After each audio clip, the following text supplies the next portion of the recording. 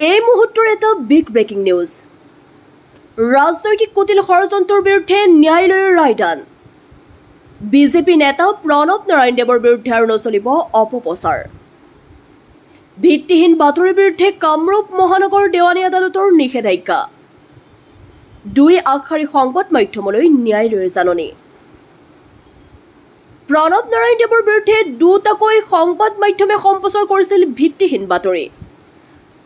ৰাজনৈতিক ষড়যন্ত্ৰৰে জনমানসত হেয় প্ৰতিপন্ন কৰিছিল বিজেপি নেতাজনক। ইতিমধ্যে সম্প্ৰচাৰিত বাতৰিসমূহ অনলি কৰিবলৈ নিউজ চেনেল দুটাক নিৰ্দেশ। ভৱিষ্যতেও উদ্দেশ্য প্ৰণোদিত আৰু মানহানিমূলক বাতৰি প্ৰচাৰত বাধা ন্যায়ালয়ৰ। ন্যায়ালয়ৰ নিৰ্দেশৰ পাছতে বিজেপি নেতাজনৰ বিশেষ ফেচবুক পোষ্ট। সত্যও হয়তো কেতিয়াবা পৰীক্ষাৰ সন্মুখীন হয়, কিন্তু শেষত জয় সদায় সত্যৰে হয়। যিকোনো খবৰ আৰু বিজ্ঞাপনৰ বাবে যোগাযোগ কৰক 7896121996।